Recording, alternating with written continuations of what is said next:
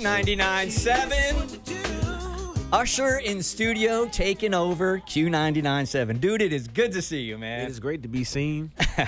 Better to be seen than viewed. Right? My dad used to tell you that joke all the time. Am I doing dad? Dad jokes. I don't think that's a This thing compliment. all off wrong. That's not too early, man. So I know this already happened, but on the air officially, this is Kristen. Yes. This is Abby. This is Mo. This is the Bert Show in the afternoon, man. It's good to see you. How's everybody doing? Good, really good. So the story I was about to tell you, where I stopped and I said, I'll just embarrass myself on the show. Please do. So, dude, you just kicked ass on, I don't know if you know this, but you did pretty well on that Super Bowl halftime show. I'm not sure if anybody told you. Yeah. Well, I heard it from somebody. Yeah. It wasn't bad. 202.4 million people that saw it. Yeah, it was pretty good. It was amazing. It was amazing for Atlanta, too, by the way. Oh, it was huge. So that's where I'm going with this. So you and I haven't talked in 15 years or whatever, right? Yeah, it's been a minute. It has been a minute. We haven't rubbed elbows at parties, right, or anything like that. But I got so caught up. There you go, again, cliche. In your performance, not only for you, but for Atlanta, that I immediately got on Instagram and I DM'd you. I'm sorry. And shocker, you didn't respond, and that's totally okay. That's all good. My bad. It kind of got lost in the DM I bet. space. Well, I'm sure you got a few. Yeah, we were thinking, right after you performed the Super Bowl, you probably got a few people sliding in your DMs to congratulate you for a job well done. I never respond to those DMs. Do you actually check any of your social, or do you have somebody do that for you? I check some of them, but not all of them. Yeah. But on occasion, I might respond. People are mean out there. I would never check it if I didn't have to. You're smart. So if it's okay, you noticed this bottle of champagne when you walked in the room, right? Are we looking at it, or are we going to drink it? We gonna drink it. That's up to you. So Let's go.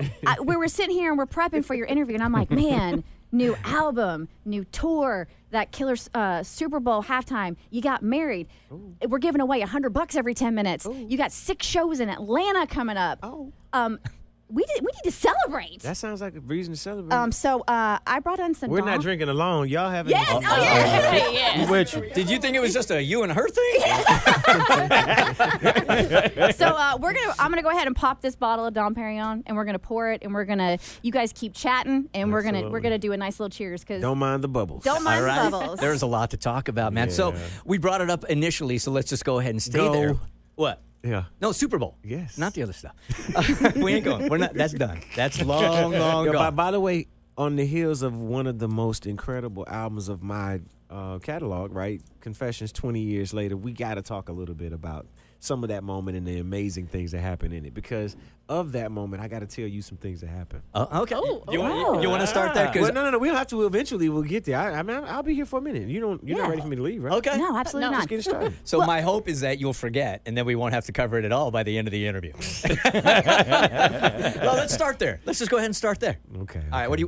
What? Tell. So, ladies and gentlemen, for those of you who weren't here 20 years ago, we just had a conversation about the fact that we hadn't really had a combo maybe in the last 18, maybe 20 years, right? So the woman who I was dating at the time, Chili, she had a conversation with you, right? Right before you came out. It was a couple days before you came in. And the timing was just either really good or really bad. By the way, and as a journalist, you did your job by making certain that you gave her the space and then reported what you saw or heard, and also to what you guys spoke about, right?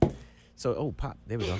right there. So now the ultimate no-no came out of that conversation. That's what she said, not me. That's what she said. And when that ultimate no-no then led to the conversation that became Confessions. After that dialogue, the conversation of, did Usher get a girl pregnant on Chili? It all started right here with this man. Wait a second. Don't tell him that. I didn't know this. Yo, just so you did not know, that's what I'm saying. No. So what happened is, after that combo, that then spun the combo of, and by the way, we were still in the middle of me and her we were still talking, but not really. And we kind of moved past the idea of being in a relationship. But hey, the ultimate no-no was what it was. And after that, the Confessions album came out, and the rest is history. Wow. But it was such intrigue. And this goes to show you how radio and how Bert does it, right? If he has a conversation, all of a sudden, I guess people just naturally gravitate to us, and it becomes credible, right? So that becomes Mr. Usher Raymond's getting girls pregnant and he's in relationships with celebrities. I get it. So what she had said was that the ultimate no-no. Yeah. And We then didn't even say she didn't say what the ultimate no-no was. I think we could all assume what it was, though, right? Yeah. You know what happens when you assume? Ooh. You're ready for that drink, aren't you? I'm about to down that whole bottle the way this thing started. Ready. Okay, those glasses are for you. The bottle is for me. So when you came in here, you were pretty fired up that day. Yeah, I was hot. You were really, really hot. Yeah. And I hate bringing this back up because I told these guys I didn't want to even go back down this road. Well, we're celebrating it now because it became a success of almost 20 million albums sold. Great. Yes. Thank you. Sounds like it was the springboard to something really, really great. But you said, yeah, give me some of that. And tequila. You said something to the effect of this show is responsible for the breakup of you and Chili. Yeah. And that's when I said, wait a minute. Yeah. You know, you got to be responsible for your actions. And then we got into it. And, man, it's past us. Yeah. All right. Okay, how about putting the past in the past? Yeah. Yeah. We buried it a long time ago. Yeah, we did. Now we're going to put champagne on it. Yeah. There you go. Yes, sir. Yes, sir. I did not know that was sort of the springboard for the album and everything else. Well, yeah. I mean, and among other things, conversation Sure. and beefs that were not really beefs. It was more like charcuterie or something like that. Wasn't really Charcuterie. So how much of the stuff, if you read it at all, or do you have people around you telling you about the rumors that are going on about you? Yeah. What's the percentage of that is actually true? I don't spend enough time reading or getting shouldn't. caught up with what perception is. Reality is the work that I put in, and part of this is the fact that I gave up my anonymity many years ago, so people are going to have an opinion or have something to say. That's for them, and rather it's now social media that chooses to have everybody be a journalist and say what they feel, Right. and it be credible, or either having people who sit in your position to kind of narrate and give an understanding of where things are. I don't really focus on any of it. Everything that I offer as an artist is in the music and the creative that I offer. The rest of it is an opinion. We all human, and at some point, everybody has a human experience. Unfortunately, I have to have mine in front of the entire world. Right. But that doesn't then open up dialogue and communication between the world. What is personal is personal. What is, music and what is our personal connection is the music and entertainment. So, yeah. Do you feel like people have an entitlement because, especially for musicians, your art can be so personal? Yeah, to some extent, yes. I mean, and people feel like they know you because they're listening to your story, or at least chapters of your story, the things that you've experienced in your life, the things that you've either, felt that maybe other people can identify with, or maybe you helped them get through good times, or hard times, and you gave them good times.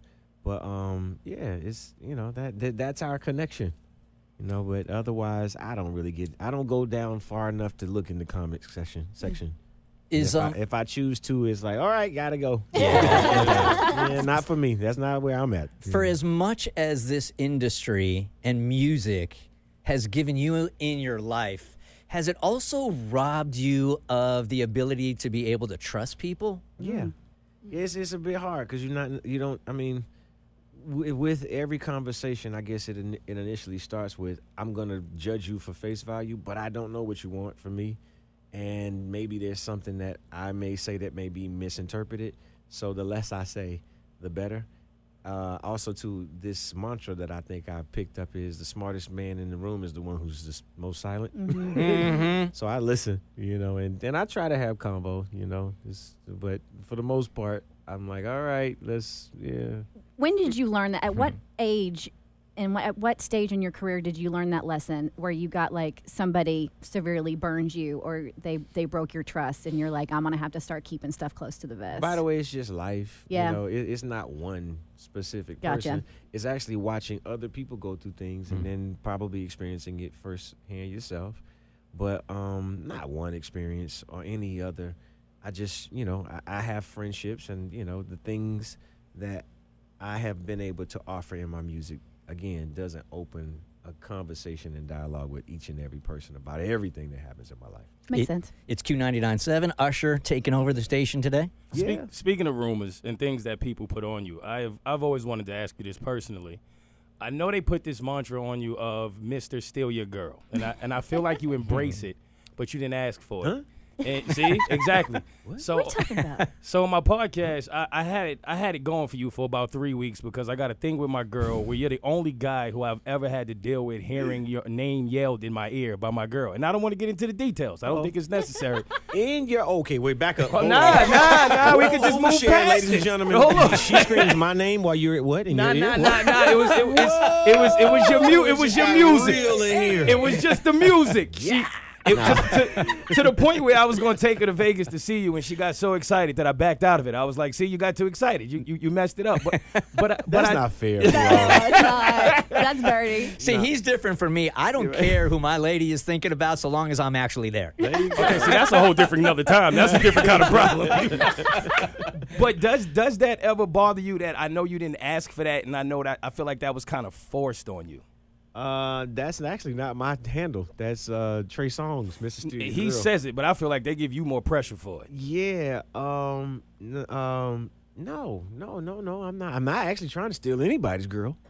And to be honest, when coming to my show, it's an experience, and that's what I wanted. I wanted people to come to Las Vegas, or either if you've ever been to a show of mine. I have. I sing, to the women. Of course, there's more women there sometimes than there are guys. You know what I'm saying? Sometimes or every time? Every time.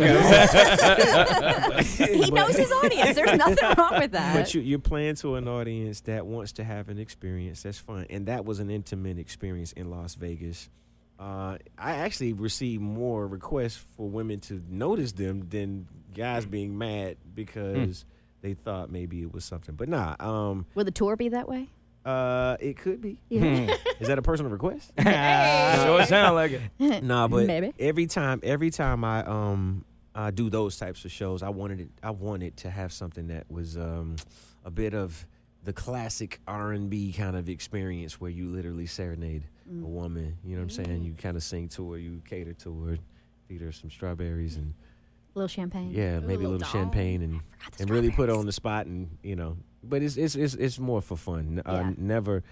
I don't think I went home with anybody. So, but People came for a show. You gave them a show. they came for a show and they left with who they came with.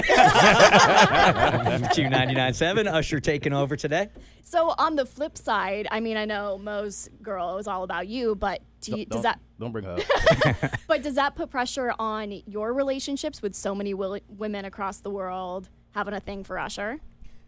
What I do is for the sake of entertainment, and that is it.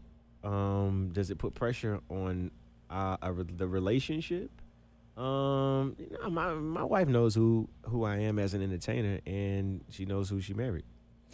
Let's talk about that for a second. If you're comfortable. Yeah. So it's Super Bowl halftime. It's like the night of your life. Yeah. I like to space out my core memories. You like to get them all done in one night. I'm kind of like an all-in guy. Yeah, you are. So you get done with this performance. The adrenaline, I'm sure, is just coursing through your veins. And then you get married that night? Who doesn't want to be married and officiated by Elvis Presley? Right. Let's be real here now. Me. Right. But I'm curious, was that a spontaneous, like, in the moment, it can only get better with one more thing as if we get married, or was that pre-planned? Nah, it was a little bit of both. Yeah? I had been engaged for 2 years prior. So it was a great opportunity for us to be able to celebrate. We had talked about it 2 years before, and we're trying to find the right time to make certain that everybody was there. And we got our certificate a few days before. Actually, 2 nights before. And we're like, okay, well, maybe we'll do it the week of. We just kind of thought, you know what, let's do it right now. This is the greatest moment. Let's do it right now. So we just decided to go ahead and get it done. Our kids were there, family members were there. Not everybody. I'm gonna have a full ceremony, but it's probably a cost-effective way to do this thing. You really worried about that, huh? Yeah. but Elvis was really the end all. Be like, nah, we got to do this. You don't want to hold Elvis up, right? No. How does one of the most romantic men in the world, or at least impression-wise, it's got to be a lot of pressure in that proposal. So how romantic was the proposal? What did you do? The proposal? The proposal was very personal. It was between me and her, and we happened to be at a family member's home, and it was an impromptu thing that I'd been kind of. I wasn't the guy who was taking the photo with the ring, the entire month before Behind her back. behind her back in her hand. I wasn't that dude, Right. but I definitely had it long enough to analyze when the perfect moment would be, and our kids were there. Yeah. I don't even need to tell you guys if you just tuned in that you know that voice. That's Usher on Q99.7. I want to go even further back. So I have a friend who they actually moved different states to help their son with his football career. He's only a sophomore in high school. Family uproots themselves to help him pursue his passion. Right. And I know your family did that for you when you were younger. They saw the talent and they were like, we're moving to Atlanta where there's opportunity. Yep. And I was, obviously that's a huge sacrifice. Do you think you would still be sitting here with all those accolades and where you are now had your family not made that sacrifice? Were you destined? I mean, I think there was opportunity that was greater for our entire family in Atlanta. It wasn't just for my career. My career also, too, could stand to benefit from being closer to a major city. Chattanooga, Tennessee is where I'm originally from, but Atlanta is home for me. My mother was married at the time. She was married to a man who was a truck driver, and his business, primarily was located in Atlanta. So it was a more accommodating thing for him that led to something great for me. Yeah. And I do feel like do you think that your career would have been different? Yeah. No, I think I would have been just as much in pursuit, and I would have found a way. Because I was in a major city, it made it easier. But I think I was so heavily pursuing upon a career, and once I recognized what I wanted to do, I happened to be 11 or 12 years old when I recognized, wait a minute, I'm not going to be an athlete. I'm okay in school, but not a scholar in that way. I'll get a doctorate for another reason. But I wanted to. You can catch that joke, right? So the idea of finding focus and finding a purpose at a younger age was like, okay, I'm committed to this, and I wasn't going to stop until I figured out how to do it successfully. Yeah, because I feel like your destiny will find you no matter which route you take. So no matter which route you would have taken, we still would have you in this chair having just performed the Super Bowl halftime Beautiful show. thing how destiny and affirmation works, right? Among, your ideas and your hopes, your dreams, there are other things that then happen that are incredible, that then make up a career. But so long as you have an idea of where you want to go, you can get there. You just have to stay committed to that concept and idea. It probably would have led me here, or maybe you wouldn't have been here. Maybe you would have been somewhere else. I know, right? If it were not intended for us to have this moment, we wouldn't have it. I know. He can't help but be sexy. He can't even help it. So now here you are, like 35 years or whatever from the beginning. Do you ever take any time at all to reflect on the impact that you've had, not only in Atlanta, but the impact that you've had in the industry also? Or are you waiting for like retirement for all that? Or do you allow yourself to embrace it? I mean, of course. I have to remind myself daily. I think I have reached an age where I now am okay with accepting the work that I have done. Most of my life has been built in getting to the next job, getting to the next focus, getting to the next thing to really zero in on. Does that sound familiar? Yeah. But I now have reached a place where I'm actually okay with celebrating some of the things that I've done. They're pretty miraculous. It's just, looking at this, trophy that I have in my house that isn't even a Grammy. It's not an Oscar, but it's an NBA team that won, the Cleveland Cavaliers. And I'm like, oh, that's pretty major that I did that in this lifetime. Or, winning these Grammys. That's pretty good. We're selling 1.1 million units after the Bert conversation with Chili. That's pretty amazing. No, but I'm happy that people recognize what I've done. That has been really all about my passion. I'm proud of what I've done, but it's not all that I'm going to do. I want to do more. I want to offer more. I hope that this is an example, of what can happen if you choose to believe in your dream, and, rather it's in this field or others, it's about being committed and dedicated, and sticking to that until something happens, We're going to get into the new music. We're going to get into Usher's tour here in a couple of seconds also. In your reflecting, do you ever feel the need to compete with old Usher when you working on your new project coming home? Absolutely. You do? You can take him down? I be trying to tear him down every time I'm in the gym, every time I'm in the studio, trying to outdo me. You know what I'm saying? And that is how you should live your life. You should be in competition with yourself to better yourself, to outdo what you have done as your best time, you know? Whether you're an athlete or you're an artist, right? It's like, okay, I really want to continue to be as committed as I was at this moment. And now you got 1,000,001 other things. You got kids, you got a job, you got, other passions, things. And you're trying to figure out how to manage to make your days work. And there's only 24 hours in it. You know what I'm saying? Yeah. But, I stay in competition with myself. Not one specific thing. Like, oh, I sold this amount of albums, so I have to. No. It's more about, hey, I had a certain focus. I had a certain passion. I had a certain commitment. So I have to move things around. Sometimes I have to, beg of my family. Give me enough space to be able to focus on this. I'll be back, but I really got to focus on this. That's important to surround yourself with the people that can really help you flourish. That's true. And I'm happy to have kids and a wife that understand that, because sometimes, I might miss incredible moments, but it's like I'm really dedicated to this thing, and I need to finish it. When I finish it, I'll be right. You can do it with me, but I have to stay committed to this. Now, Is that why there were I want to use the word so many more years between albums on this one than there were in the past, because you were focusing on other things in your life that you felt more important?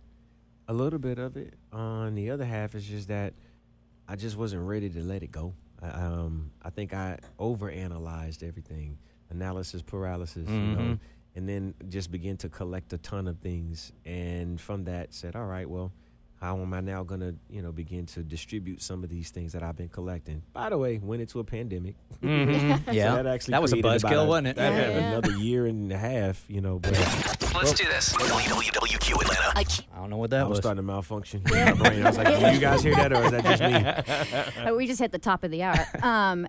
Your tour is called Past, Present, Future. Yeah. So I was curious. Go back in time to your 15-year-old self. Yeah. What would you like to tell 15-year-old Usher? And then travel to the future to 75-year-old Usher. What would you like to ask him? That dude barely can get out of bed. His knees are all jacked up. Them skates might not hit the same. I want to see you on those skates at 75. At 15, I would definitely say, do a little less, maybe take it easy on me. Yeah. A 70-year-old, I would definitely say, man, remember that whole day you talked about being motivated? You can kick in the gear right now. But oddly enough, past, present, future, I'm going to experiment with some of those things creatively. But the way I look at my career is that I've been in this long enough to now recognize that I have a past. I'm in this present, and the future is in what I am creating and what I believe in before it becomes something that is celebrated. And that's a very fortunate place to be. Some people, they have a moment, and then they move on to something else. But I've been invested in this thing, and it's become so many. It's given me so many other avenues of business. It's given me so much experience and the ability to be able to spread my wings and diversify who I am and how I think as a human. But yeah, the idea of this career is past, present, future for me, and I want to kind of pay tribute to some of the inspirations, as well as kind of go back and recognize the thing that now has become inspiration. Be clear of the moment that I'm having and how important it is to be present, to be able to honor and appreciate and acknowledge all the things that you experience, you go through, and you overcome. And then recognize that the commitment to whatever your creative is leading us into this new space. And you need to be okay and understand that you can't do things the same way that you did them in the past. Yeah, you can borrow from the passion of it, but there's a new idea of how we talk. There's a new idea of how we communicate. There's a new idea of how we pass even our music and creativity around to each other. Right? You've really thought about this. That's my past, present, future. And this show is going to be a lot of fun. It will be artistic, but it at the same time will allow you to have a good time and celebrate with your friends and family. Well, I mean, it wouldn't be shocking for you to have this same kind of star power at 75 because your longevity in this business is so timeless and admirable. What is the secret to not just surviving, but kicking ass in the music industry for as long as you have? Surrounding yourself around creative and healthy people, and recognizing the things that don't necessarily serve your greater objective in life. You know, I've managed to not look down upon the harder moments that I've had. I look at them as opportunities to be better. And, you know, I think grief and a lot of time, the lack thereof being able to forgive yourself for a hard moment that you had, and you might not necessarily even understand why you made the decision that you made. But if you live in that, then you're never going to get to the resolve. You're never going to get to a better place where you then either learn and also to a lesson for something or someone else. But that is how I think I've been able to sustain that. I try to get better from the shortcomings, and for the moments that I've had, as I said, I'm starting to celebrate them. It's been really hard, you know, because it's just been about the journey of trying to be seen, trying to be recognized. It's an odd industry, you know, that we live in, and the standards have changed over time. They've gotten better, but earlier it was much, much harder. Hey, man, enjoy your recognized. champagne while you're here. Yeah. This feels to me, I'm really enjoying talking to you, by the way. You just feel... Champagne. Here we go. Cheers to This is that. way better than the last time, my friend. This feels like the best version of Usher. Do you feel like this is the best version of you now? Are you here? I'm present. So, I mean, I'm the best of me until I'm the other me. What are you working on most right now? Man, just being being the best father that I can, understanding that you have to love your kids differently, each and every one of them. You got to deal with them differently. There's not a one-fit-all type situation with kids. You know, trying to be mindful of what the next 20 to 30 years are going to look like while still being passionate and committed in this moment. You know, I'm also too trying to make certain that I don't think of this as just a short goal, you know, to be, you know, great and celebrated in this moment, the king of something. It's like, nah, that ain't really the goal for me. I want a kingdom. I want to build things. I want to be able to take my creativity and allow it to span far past just the outlet that I've had so long, whether it's in, you know, the lifestyle and the things that I curate, the places that I go. When you come to the show, it's a curation. It's not a show. It's a curated moment that is offering you an aesthetic, something that you hopefully will remember, something that will then lead to something else, something you might wear, something you might hear, feel, something you might smell. You know what I mean? Yeah. Explain to me the logistics of a tour. You sold out 6 shows in Atlanta. So I was telling these guys, for a guy that's sort of been in the music industry for so long. They love me. Yeah, they do, dude. Yeah, they certainly do. But You how and does, Atlanta have a beautiful love story. You really do. how does that even work, though? Like, do they block off an entire week hoping that they're going to fill it? Or do they block off one day, and then when it sells out, they come to you and they're like, Usher, we can do another one. And they do that 6 times? Yeah, well, it started off with 3. And the idea of this show was to stay in markets long enough to be able to enjoy it. And I plan on doing more than just the show. There are activations that are around these shows as well. Some of them may be in the same arena that the show is going to be in. Some may be just adjacent or in the vicinity of it. But it's a bit of planning, right? So a year in advance, we say, all right, we're going to go after these certain markets. We have a schedule that is, let's say, 20 some odd, 30 some odd shows. You put those shows on sale. If they do well, then you keep going. We sold out in a few minutes, you know what I'm saying? And then, or got close to, oh, this is good, looking great. So do we take these other shows? Well, can we just stay in the market? Because for me, I wanted to have like concentrated time where I could set my stage up and just take over the arena and not leave. I want you to feel that energy of what my experience is. So if I'm at Barclay for 5 shows. If I'm, at, in London, we did 10 shows. We sold out 10. Dang. So it's like that to me was the next level of my experience as an artist. I could have went everywhere, did one show everywhere, but I really wanted to curate something. How do you replenish yourself doing that many shows in a row like that? Because normally the travel time is the downtime for the artist. So if you're staying in a city and like simmering in it and doing back to back to back to back to back to back to back to back to back shows, like how do you well, recharge? No, it's not back to back. So okay. So we do a Wednesday sometimes, and then we'll move over to Friday, Saturday. Okay. Or either it'll be a Tuesday. Oh, a and whole then we'll day move off. over Good to- for you.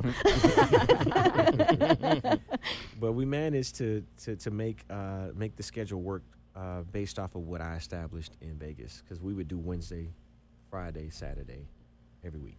But I would love to know, like, how do you replenish? Because I'm sure you are the type of Some of it person is- that some- strikes me as a perfectionist, because an artist of your caliber. So you're going to put it all out there. Yep. I'm not an artist, man. I'm an athlete, Yeah. and I train and I condition my body before to be able to absorb whatever it is. I'm moving, I'm dancing, I'm skating, I'm singing. All of that is diaphragm and also to core building. You understand this? I do. I said after the Super Bowl halftime, I said to these guys as soon as I came in, I don't know if people are going to call that the best one, even though I really did. I'm not just saying this to kiss your ass. I think it's the best. It was certainly the most athletic I've ever seen. And I don't know that people realize the athleticism behind everything you did that night. Yeah.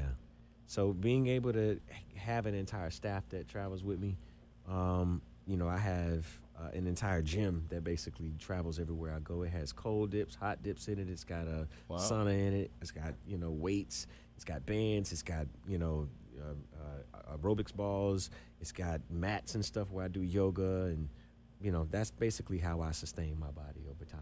Gotcha. Don't get too excited over there. I know this is your type of And chat. you talk about health and biohacking and stuff, dude. You're going to be here until like 9 o'clock today. You do cold dips? What's that? You do cold dips?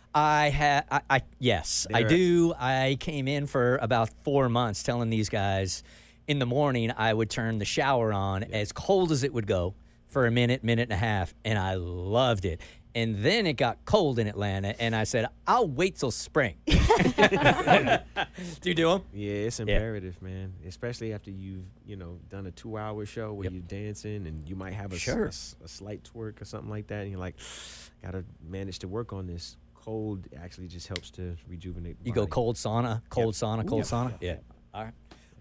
Tell us more about the album. What do you want people to know about the album? Man, listen, I am the party, first of all. that is. Cheers to that. Cheers to that. There we go. I don't know about y'all, but I'm done with my first one. I I'm gonna pass it around. I was done the last cheers. Refill. No, but Kissing Strangers is obviously one of the more incredible records on this album. And what a celebration to be able to come back and have this conversation with you, Bert, man. It's really been a homecoming for me in every aspect of my career. I started here in Atlanta. I actually have taken a trip around the world. And to now come back and have these be the first interviews that I've done for coming home, it really means a lot to me to be able to share that vision that I did with the world, that is Atlanta, and be able to come back here and talk about it. Being able to launch my album and also to be an independent artist with L.A. Reid, where I started in Atlanta, it really is a homecoming.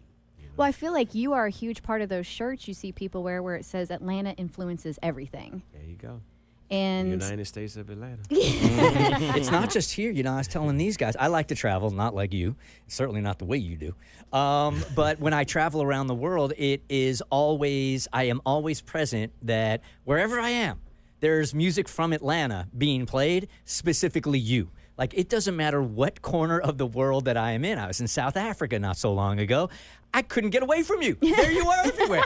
That must be so amazing for you that music is worldwide and it has touched so many people in so many different countries. Well, thank you. And thank y'all for playing my music. I've been able to travel and find, the algorithm or either the styles that people, they want. after Confessions, I began to experiment and try other things to be able to, just kind of spread my wings. With this album, I did the same, with I'm a Piano and Afrobeat, songs like Ruin, songs like Coming Home, and also to being able to feature, with artists who not only have credibility in that space, but have hit records as well. So, yeah, that's part of the way that you do it. You have to travel. You got to go further than Hilton Head, bro. Cape Town, North Carolina is where I went last time. How much fear is there or was there when you were putting this album together? I mean, Usher's kind of the gold standard.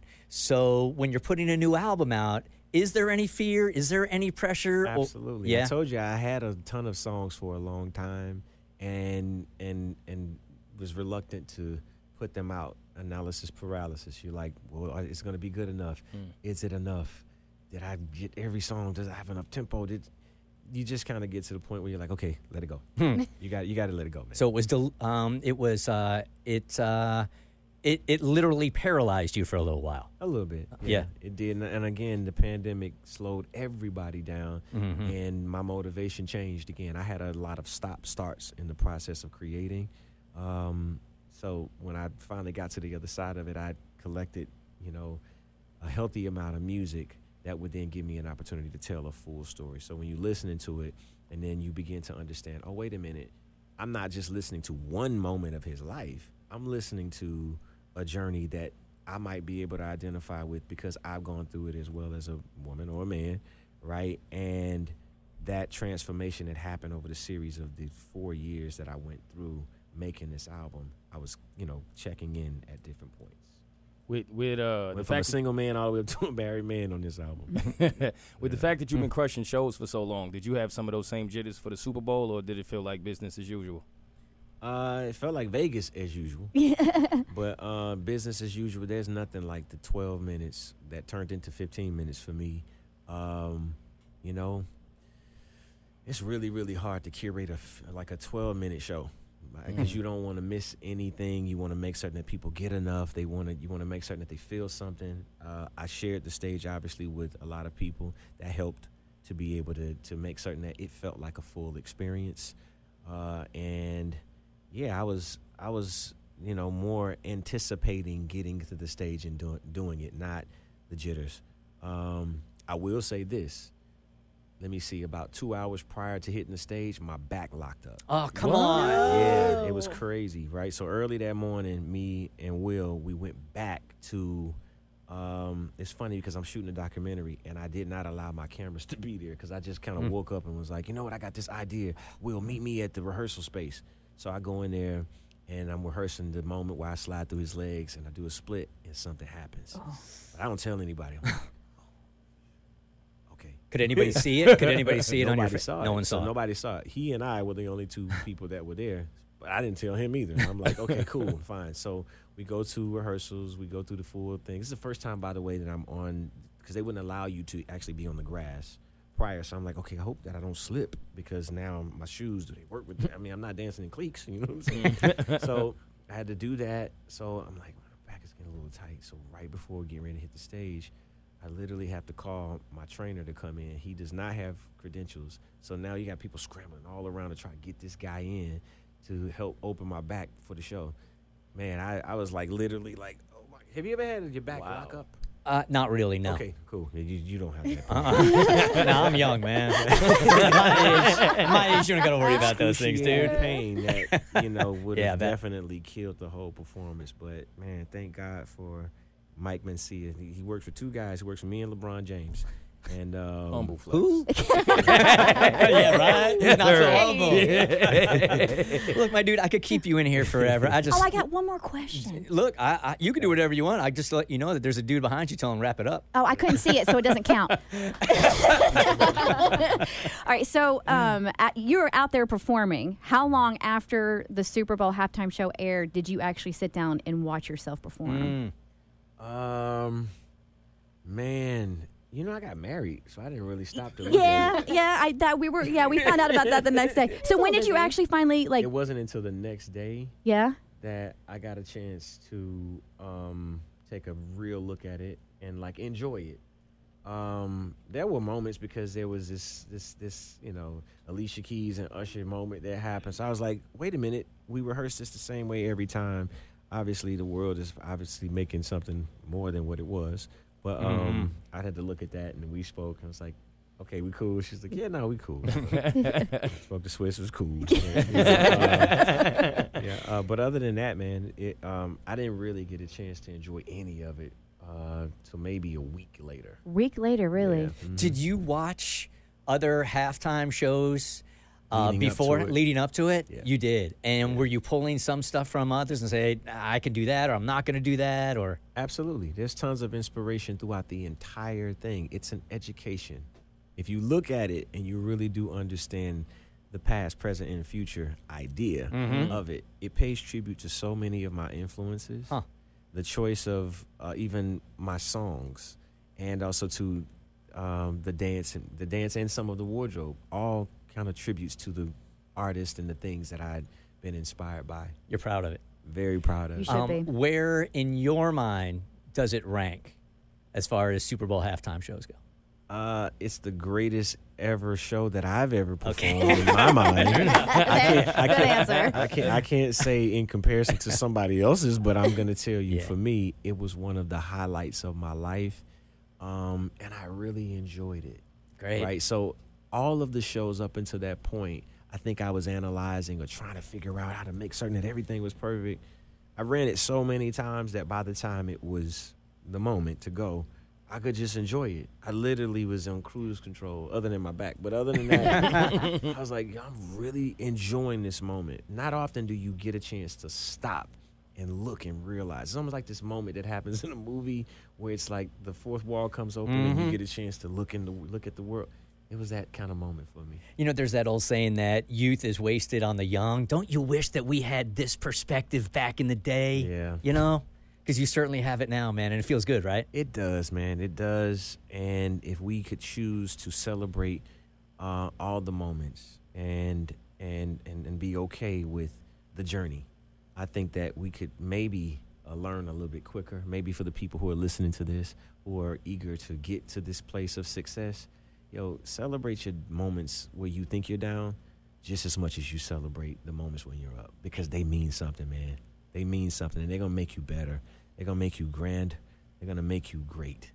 But you have to be okay and forgive yourself and move forward. Get better. Just get better. Try to be better. I hope you come back in here. It's been so great seeing you and Absolutely, talking to you Well, you again. didn't say anything stupid this time, so you're fine. Hey, I launched the dude's career. What are you talking about, man? He's going to tell everybody he inspired confessions now, right? Yeah. Usher, Confessions 2 coming soon. my dude, it's really good to see you, man. Continued success, and I hope to see you again real soon. Absolutely. Thank you, guys. I had a great time. All right, here's what I was supposed to do during this interview, and it just didn't feel right. We were vibing and having such a Yeah. good time. Every 10 minutes, I was supposed to break down and give away $100. I couldn't. No. You were still giving away $100. We were just talking, right? Yeah. All right, so here are the winners. Here, have Usher announce them. Yeah. Yeah. I'm not gonna announce them. Ooh, that's fun.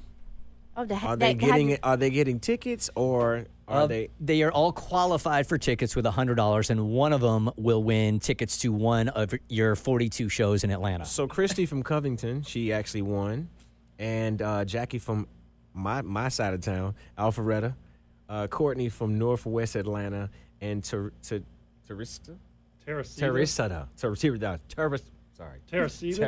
See, that's why I had you do the list. I saw that name, and I'm like, if somebody's going to mess it up, it's going to be Usher, not me. Got it. Teresita from Alpharetta. You also too won $100, and man, this has been great. So we talked a little bit about the show that's coming. Yeah. Really excited about that. We're also too giving away some tickets at some point. Yeah, right? yeah. Okay, Right now, cool. right? For sure, yeah. There you go. You want to call them right now and tell them? Let's get it. Caller 99.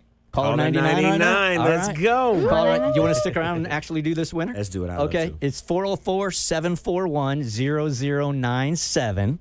It's going to take like 3 or 4 minutes to get caller 100 on. Can you stick around? Or you? I can hang around a little bit. My mom is listening to right now, probably too. Oh, here, stick around. Actually, your mom is caller 100. She won tickets to your show, man. All right, so when we come back, I got 99 problems, but a call ain't one.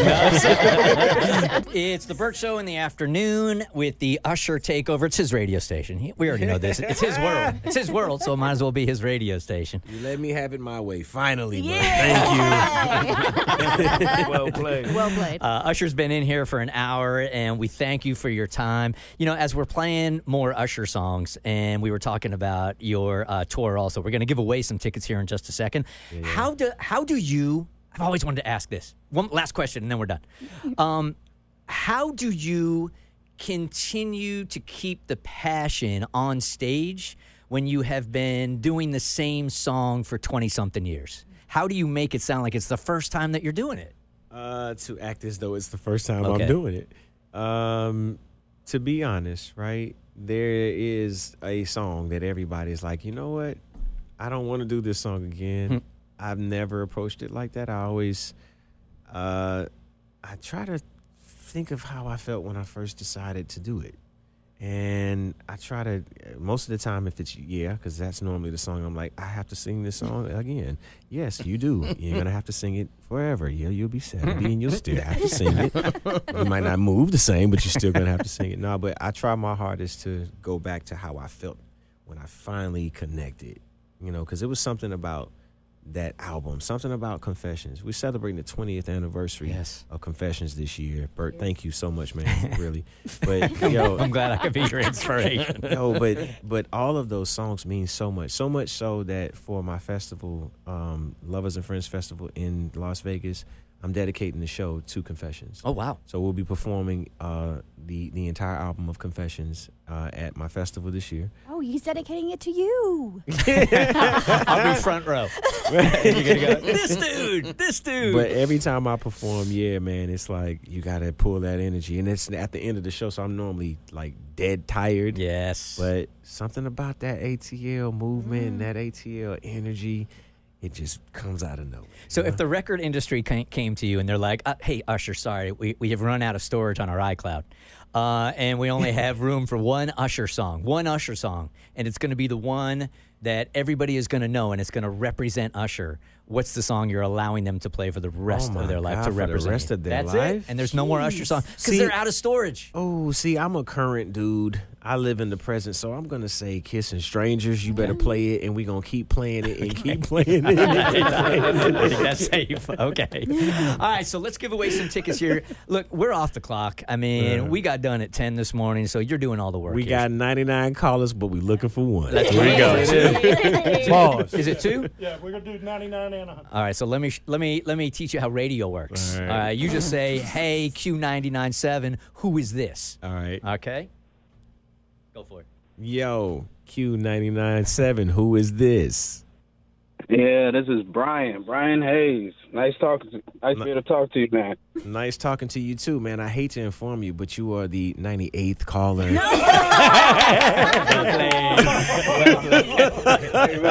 I'm joking. What's up, buddy? How you doing, man? What's going on, man? What's going on? I'm excited, man. I'm excited. Absolutely, man. Really happy that you got a chance to call in, man. Thank you for hanging in there. How many times did you call back? Oh, man, I was calling at least like 10 times back, man. Well, I kept getting a dial tone. We've had callers up that are so young that they don't even know what a dial tone is, I swear, Usher. They're like, I keep calling, there's something wrong with your radio station. Oh, man. Nah, I already knew. I've been here before, man. I already know it. I'm at work. I had to leave work and go outside to the car to talk to you, man. Appreciate it, champ. Your secret stay with us. We won't narc on you. Yeah. All right, you got tickets to Usher show. Hold on 1 second, and we'll get some more info from you. And we got one more to do. I'm so excited right now, y'all. I could cry. There you go. Well, you're really going to I'm cry. so hyped. You're really going to cry because... Okay, you got it. I couldn't do it. You cannot play with my emotions. I couldn't do it to you. Emotions. You cannot play with my emotions like this. What's your What's your name, love? Victoria. Oh, my gosh, y'all. I am talking to Usher in the Bert Show right now. Victoria, you going to the Usher show? You going to Past, Present, Future, love? When I tell you, man, Oh my gosh, my husband's gonna be so hyped because he might just be as big a fan as I am. Hey, Oh my gosh. that's what's up. You know man. your voice changes when you talk to women, right? It's very different than it was the dude a couple of minutes ago. Yeah, It does? yeah, it does. Oh, It man. does. You're talking real sultry. Oh, you want me to change it? Okay. No. Oh, no, you don't. going. Okay. I mean, we can keep talking. I mean, how often am I going to talk to Usher? Hey, congratulations. You got tickets to the show, all right? Y'all, I am so hyped. I literally am sitting on the side of the road right now. I am so hyped. I love it. I love it. Well, thank you for listening to Q99.7. Thanks for hanging out with us with Usher today, and you got tickets to the show, and he will see you there, okay? Holy crap balls. I don't know if I'm on the radio or not right now, but holy S-H-I-T. We had to spell it. If you spell it, I think if you spell it, it's Did she say legal. this? No, it's not. Either way, It's not. we can spell. Holy forked balls? That's a new one. Yeah, it is new. Iced tea. We're in the South. Look, we're in Georgia. Sugar honey iced tea. There you go. you go. There you go. Usher, what a great time hanging out with you, man. So much fun. I really hope we can do it again. Next Hey, time when you're man. like 70 years old, I'll be like 85. We come in here, my dentures all falling out. Well, that's just, I'll have a grill. It's good seeing you, Usher. All right, dog. All right, it's Q99.7. Real, funny. The Bert Show.